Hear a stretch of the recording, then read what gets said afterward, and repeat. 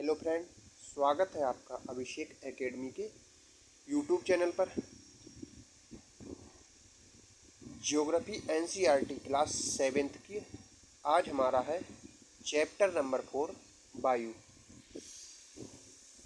आइए क्लास की शुरुआत करते हैं।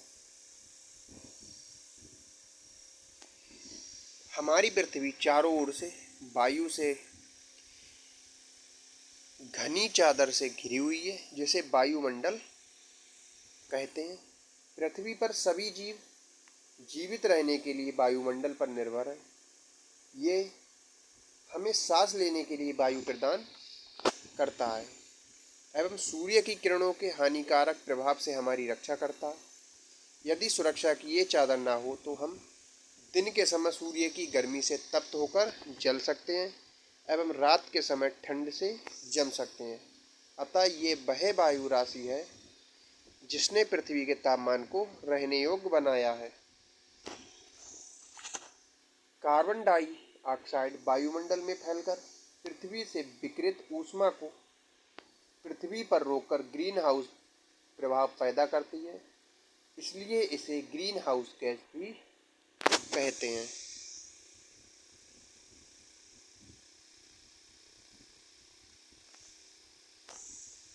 वायुमंडल का संगठन।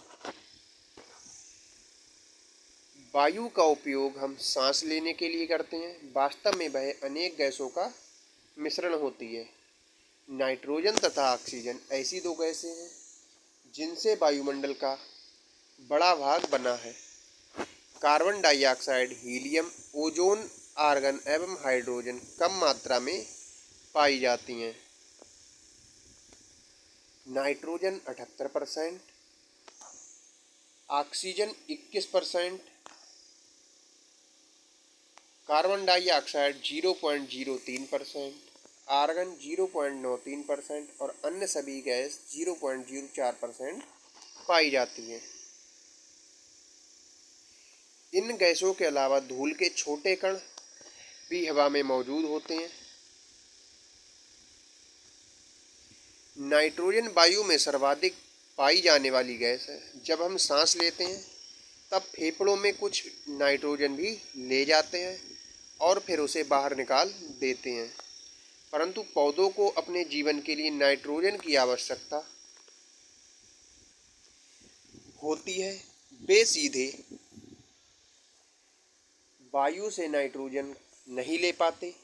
मृदा तथा कुछ पौधों की जड़ों में रहने वाले जीवाणु वायु से नाइट्रोजन लेकर इसका स्वरूप बदल देते हैं, जिससे पौधे इसका प्रयोग कर सकते हैं। तो पौधे डायरेक्ट नाइट्रोजन नहीं लेते हैं, वह मृदा से या जड़ों के द्वारा नाइट्रोजन को ग्रहण करते हैं। ऑक्सीजन वायु में प्रचुरता से मिलने वाली दूसरी गैस है। मनुष्य तथा पशु सांस लेने में वायु से ऑक्सीजन प्राप्त करते हैं। हरे पादप प्रकाश संश्लेषण द्वारा ऑक्सीजन उत्पन्न करते हैं। इस प्रकार वायु में ऑक्सीजन की मात्रा समान बनी रहती है। यदि हम वृक्ष काटते हैं तो ये संतुलन बिगड़ जाता है। कार्बन डाइऑक्साइड अन्य महत्वपूर्ण गैस है। हरे पादप अपने भोजन के रूप में कार्बन डाइऑक्साइड का प्रयोग करते हैं और ऑक्सीजन वापस देते हैं। मनुष्य और पशु कार्बन डाइऑक्साइड बाहर निकालते हैं। मनुष्यों तथा पशुओं द्वारा छोड़ी जाने वाली कार्बन डाइऑक्साइड की मात्रा पादपों द्वारा प्रयोग की जाने वाली गैस के बराबर होती है, जिससे ये संतुलन बना रहता है। परंतु ये संतुलन कोयला तथा खनिज तेल आदि ईंधनों के जलाने से गड़बड़ा जाता है। वे वायुमंडल में प्रतिवर्ष करोड़ों टन कार्बन डाइऑक्साइड की बढ़ोतरी करते हैं। परिणाम स्वरूप कार्बन डाइऑक्साइड का बढ़ा हुआ आयतन पृथ्वी पर मौसम तथा जलवायु को प्रभावित करता है।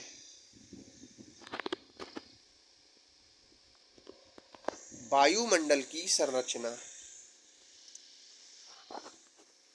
हमारा वायुमंडल 5 परतों से विभाजित है, जो पृथ्वी की सतह से आरंभ होती हैं। ये हैं क्षोभ मंडल, समताप मंडल, मध्य मंडल, बहिर्मंडल एवं बहिर्मंडल। नंबर 1, क्षोभ मंडल। ये परत वायुमंडल की सबसे महत्वपूर्ण परत है। इसकी औसत ऊंचाई 13 किलोमीटर है। हम इसी मंडल में मौजूद वायु में सांस लेते हैं। मौसम की लगभग सभी घटनाएं जैसे वर्षा, कोहरा एवं ओलावर्षण इसी परत के अंदर होते हैं। दूसरी परत आती है समताप मंडल। क्षोभ मंडल के ऊपर का भाग समताप मंडल कहलाता है। ये लगभग 50 किलोमीटर की ऊंचाई तक फैला है। ये परत बादलों एवं मौसम संबंधी घटनाओं से लगभग मुक्त होती हैं। इसके फलस्वरूप यहाँ की परिस्थितियाँ हवाई जहाज उड़ाने के लिए आदर्श होती हैं। समताप मंडल की एक महत्वपूर्ण विशेषता ये है, इसमें ओजोन गैस की परत होती है। ये परत सूर्य से आने वाली हानिकारक गैसों से हमारी रक्षा करती है। तीसरी परत आती है मध्य मंडल। ये वायुमंडल की तीसरी परत है। ये समताप मंडल के ठीक ऊपर होती है। ये लगभग 80 किलोमीटर की ऊंचाई तक फैली है। अंतरिक्ष में प्रवेश करने वाले उल्कापिंड इस परत में आने पर जलने लगते हैं। चौथी परत आती है वायुमंडल। वायुमंडल में बढ़ती ऊंचाई के साथ तापमान अत्यधिक तीव्रता से बढ़ता है। आयन मंडल इस परत का एक भाग है। ये 80 से 400 किलोमीटर तक फैला है। रेडियो संचार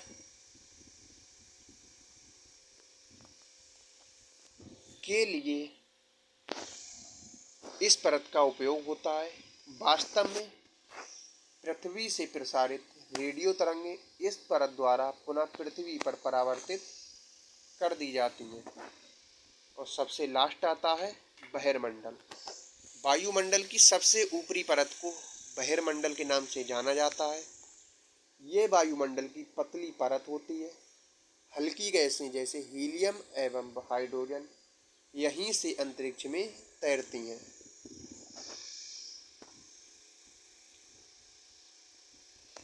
मौसम एवं जलवायु।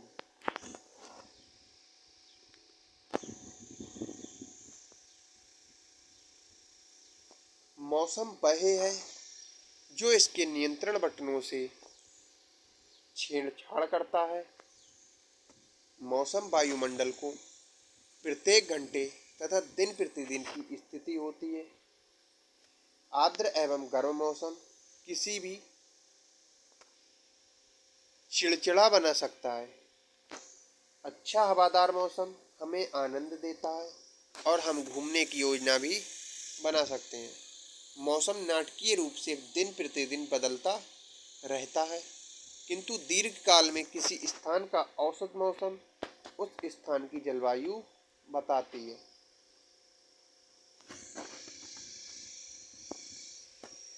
ये जानकर आपको आश्चर्य होगा कि पृथ्वी सूर्य की ऊर्जा के 2 अरबा भाग ही प्राप्त करती है। तापमान। जिस तापमान का अनुभव हम प्रतिदिन करते हैं वह वायुमंडल का तापमान होता है। वायु में मौजूद ताप एवं शीतलता के परिमाण को तापमान कहते हैं। वायुमंडल का तापमान केवल दिन और रात में ही नहीं बदलता, बल्कि ऋतुओं के अनुसार भी बदलता है। शीत ऋतु की अपेक्षा ग्रीष्म ऋतु ज़्यादा गर्म होती है। आतपन। आतपन एक महत्वपूर्ण कारक है जो तापमान के वितरण को प्रभावित करता है। सूर्य से आने वाली वह ऊर्जा जिसे पृथ्वी रोक लेती है आतपन कहलाती है। आतपन सूर्य ताप की मात्रा भूमध्य रेखा से ध्रुवों की ओर घटती है, इसलिए तापमान उसी प्रकार घटता जाता है। अब आप समझ गए होंगे कि ध्रुव बर्फ से ढके हुए क्यों होते हैं। यदि पृथ्वी का तापमान अत्यधिक बढ़ जाता है तो वह इतनी गर्म हो जाएगी कि यहाँ कुछ फसलें नहीं उग सकेंगी। गांवों की अपेक्षा नगरों का तापमान बहुत अधिक होता है। दिन के समय में एस्फाल्ट से बनी सड़कें एवं धातु और कंक्रीट से बने भवन गर्म हो जाते हैं। नगर के भीड़ वाले ऊंचे भवन गर्म वायु को रोक लेते हैं, जिससे नगरों का तापमान बढ़ जाता है। तापमान को मापने की मानक इकाई डिग्री सेल्सियस है। इसका आविष्कार एंडर्स सेल्सियस ने किया था। सेल्सियस पैमाने पर 0 डिग्री सेल्सियस पर जमता है और 100 डिग्री सेल्सियस पर उबलता है।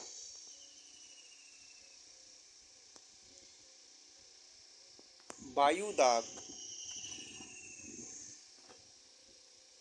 आपको ये जानकर आश्चर्य होगा कि वायु हमारे शरीर पर उच्च दाब के साथ बल लगाती है, किंतु हम इसका अनुभव नहीं करते हैं। यह इसलिए होता है क्योंकि वायु का दाब हमारे ऊपर सभी दिशाओं से लगता है और हमारा शरीर विपरीत बल लगाता है। पृथ्वी की सतह पर वायु के भार द्वारा लगाया गया दाब वायु दाब कहलाता है। वायुमंडल में ऊपर की ओर जाने पर दाब तेजी से गिरने लगता है। समुद्र स्तर पर वायु दाब सर्वाधिक होता है और ऊंचाई पर जाने पर ये घटता जाता है। वायु दाब का क्षैतिज वितरण किसी स्थान पर उपस्थित वायु के ताप द्वारा प्रभावित होता है।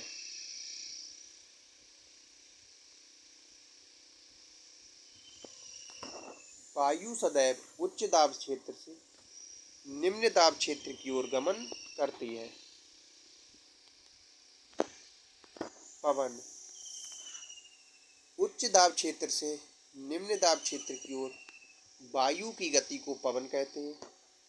आप पवन को काम करते देख सकते हैं जब ये सड़क पर गिरी पत्तियों को उड़ाती अथवा तूफान के समय पेड़ों को उखाड़ देती है। कभी कभी जब पवन धीरे बहती है तो आप इसे महीन धूल या धुएं को उड़ाते हुए देख सकते हैं। कभी कभी पवन इतनी तेज होती है कि इसके विपरीत दिशा में चलना कठिन हो जाता है। पवन का नाम उसके आने की दिशा के आधार पर निर्धारित किया होता है। उदाहरण के लिए पश्चिम से आने वाली पवनों को पछुआ पवन कहते हैं। पवन 3 तरह की होती हैं। नंबर 1 स्थायी पवन। व्यापारिक पश्चिमी एवं पूर्वी पवनें स्थायी पवनें होती हैं। ये वर्ष भर लगातार निश्चित दिशा में चलती हैं। नंबर 2 मौसमी पवनें। ये पवनें विभिन्न ऋतुओं में अपनी दिशा बदलती रहती हैं। उदाहरण के लिए भारत में मानसून पवन। और नंबर 3 स्थानीय पवनें। ये पवनें किसी छोटे क्षेत्र में वर्ष या दिन के किसी विशेष समय में चलती हैं। उदाहरण के लिए स्थल एवं समुद्री समीर।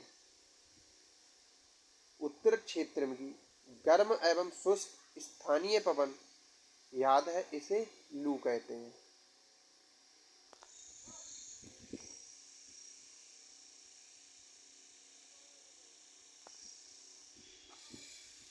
चक्रवात प्राकृतिक आवेश। भारत के पूर्वी तट स्थित उड़ीसा में बंगाल की खाड़ी में उठने वाले चक्रवातों का खतरा बना रहता है। 18 अक्टूबर 1999 को राज्य के 5 जिलों में चक्रवात आया।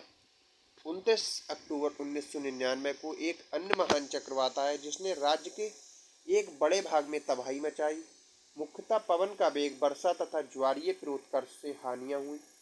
260 किलोमीटर प्रति घंटे तक के वेग वाली पवन 36 घंटे से भी ज़्यादा समय तक चलती रही।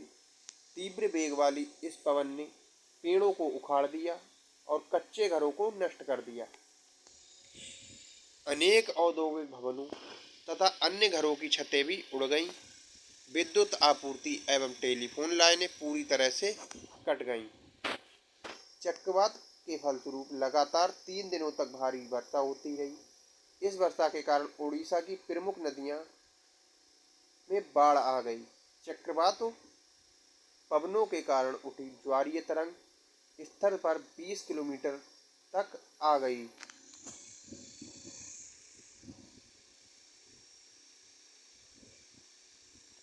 और उसके परिणाम स्वरूप तटीय क्षेत्रों में भयानक तबाही हुई। अचानक 7 से 10 मीटर ऊंची ज्वारीय तरंगें आ गईं, जिसके कारण तैयार खड़ी धान की फसल पूरी तरह से नष्ट हो गई।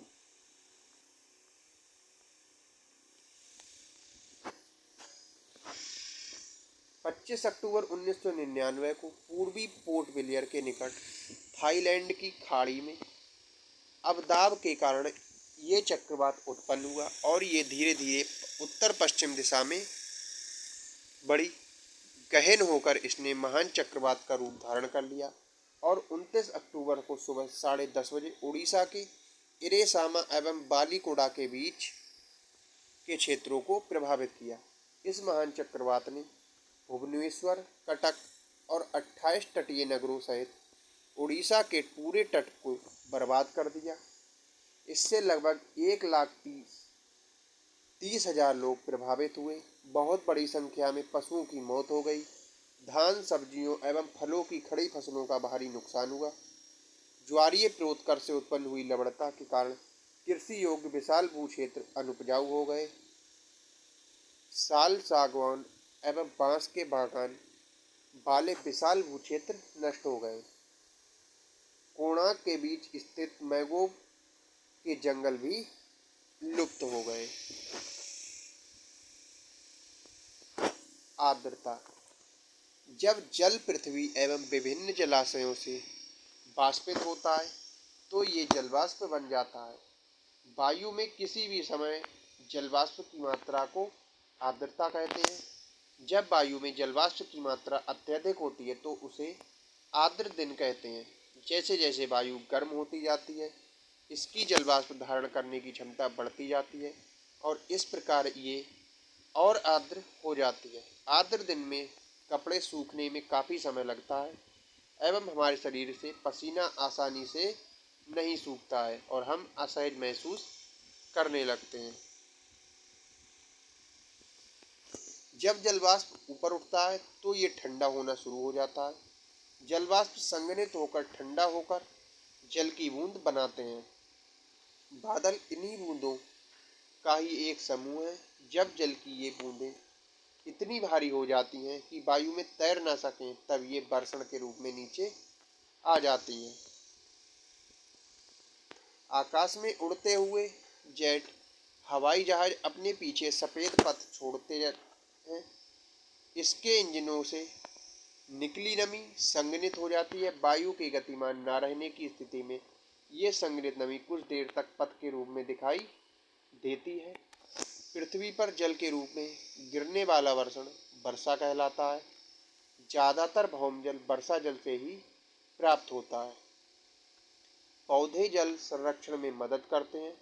जब पहाड़ी पार्श्वों से पेड़ काटे जाते हैं, वर्षा जल अनावृत पहाड़ों से नीचे बहता है एवं निचले इलाकों में बाढ़ का कारण बनता है। संवहनी वर्षा, पर्वतीय वर्षा एवं चक्रवाती वर्षा पौधों तथा जीव जंतुओं के रहने के लिए वर्षा बहुत महत्वपूर्ण है।